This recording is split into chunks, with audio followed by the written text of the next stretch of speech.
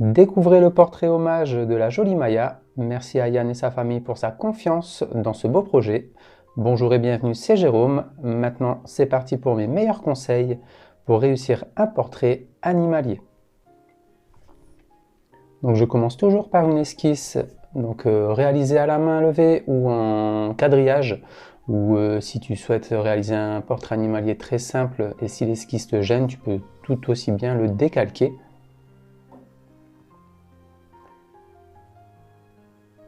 Donc une fois l'esquisse réalisée, je prends mes premiers bâtonnets, donc je commence toujours mes portraits par du bâtonnet et ensuite du crayon pastel.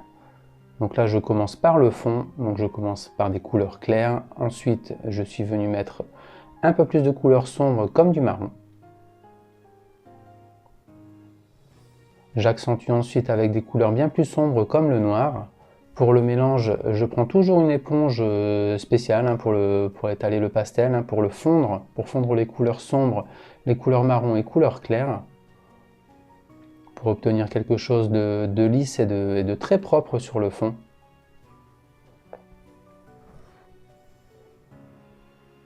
Donc là, je répète la même opération en ce qui concerne la couverture où est couché Maya.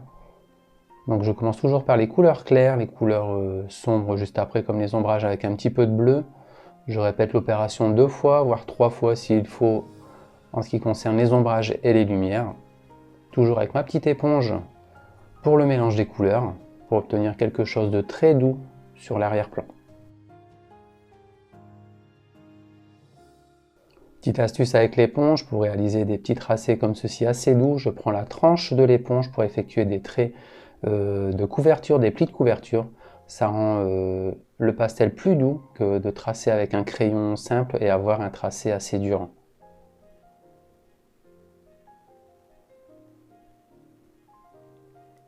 Donc je relève l'intensité progressivement des couleurs au niveau des ombrages et des lumières pour créer un volume.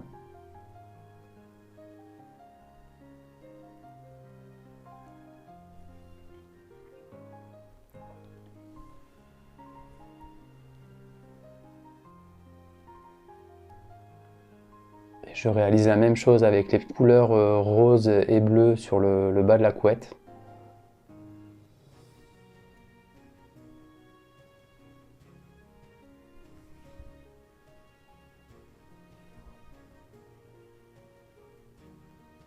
Toujours des effets d'ombrage et de lumière en ce qui concerne les plis de la couverture. Donc là je commence à réaccentuer un peu plus avec un crayon. Donc là un crayon type noir, donc c'est un crayon noir Carbotello, donc celui-là c'est un noir plutôt doux comparé aux autres marques Faber-Castell ou Cretacolor. Donc une fois le fond terminé, donc je réalise Maya cette fois-ci, donc là j'ai décidé de commencer par la tête, donc toujours la même méthode avec les bâtonnets dans un premier temps, les crayons pour les détails des poils juste après. Donc là un travail très minutieux sur le travail de la tête ici au niveau du blanc. Même chose pour les ombrages.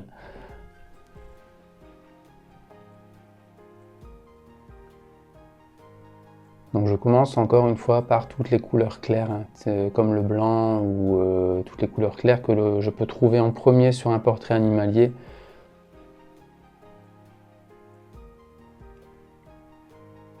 Toujours un fondu avec l'éponge pour obtenir quelque chose de lisse et propre.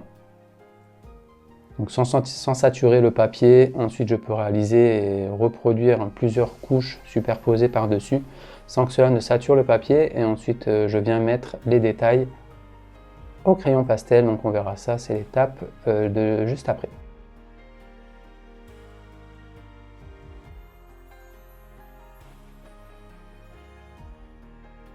Donc pour réaliser les taches que l'on trouve sur la fourrure de Maya, j'ai fait ça avec du marron, du jaune ocre et du noir pour les ombrages pour intensifier les couleurs. Ensuite je suis venu fondre toutes ces couleurs avec l'éponge pour obtenir vraiment la bonne couleur de la fourrure.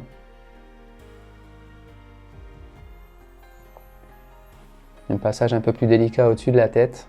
Donc là j'ai pris une éponge en forme de triangle, en forme un peu pointue sur le bout pour faire les petites zones. J'aurais pu faire cette petite zone aussi au crayon, mais je préfère le faire au bâtonnet pour avoir beaucoup plus d'intensité sur les couleurs de la fourrure. Donc une fois mon fondu de fond sur mailla est réalisé, je commence les détails par les yeux. Donc là, je suis parti sur les détails avec les crayons. Donc je ne fais pas ça au bâtonnet, donc c'est trop gros pour les bâtonnets. Je préfère forcément les crayons pour obtenir quelque chose de très très fin.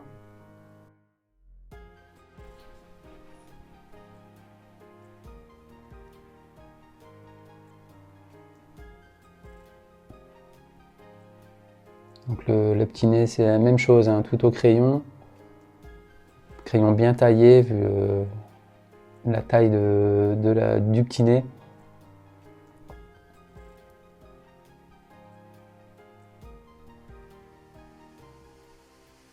Et à partir de là, je commence à réaliser le pelage, donc tous les poils de la tête sur mailla. Donc là, je réalise d'abord les couleurs sombres, ensuite j'éclaircis au fur et à mesure mes traits pour obtenir les effets de lumière.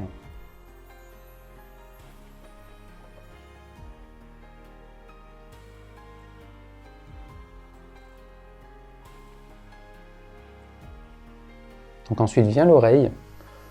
Donc l'oreille au crayon, même chose, un endroit assez petit pour réaliser ça au bâtonnet, donc je préfère faire ça au crayon.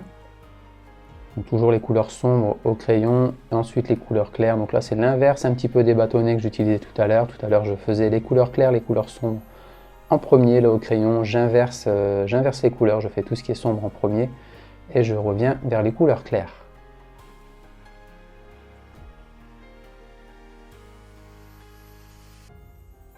Donc, chose de très délicat, c'est quand on repasse d'une couleur de fourrure blanche sur une couleur de fourrure type marron, il faut faire attention au fondu, au décalage de couleur.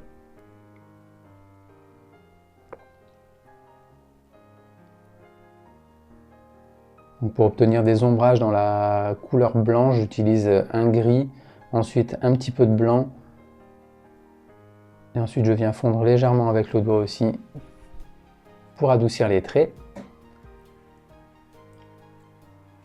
Donc j'ai réalisé les moustaches tout de suite avec un crayon bien taillé bien sûr. Et ensuite je redescends progressivement sur le corps de mailla. Donc là le pelage, je le réalise de la même façon que ce que j'ai fait sur la tête, c'est-à-dire les couleurs sombres dans un premier temps, je reviens sur les couleurs claires au niveau des marrons.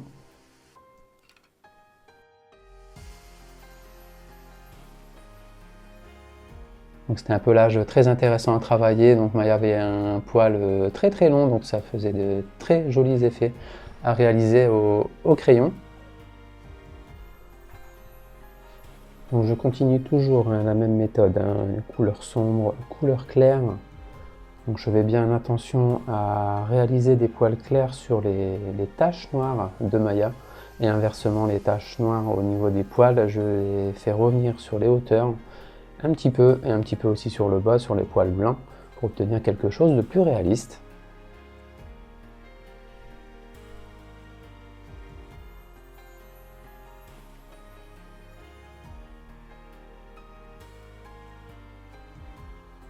Donc je réaccentue tout doucement les ombrages autour de mailla, au niveau de la couverture aussi, pour faire ressortir un petit peu plus de la couverture.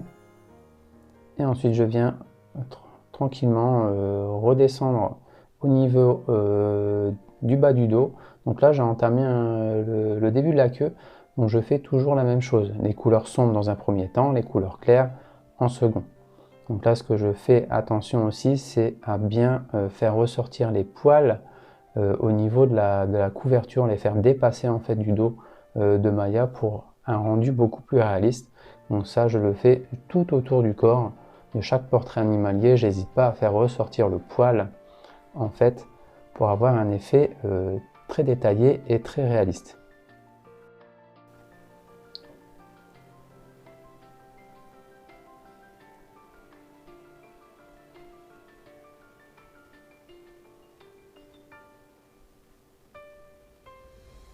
Donc j'accentue fortement la couleur noire de la fourrure de mailla sur le bas pour vraiment qu'on voit réellement la couleur noire ressortir par rapport aux couleurs claires.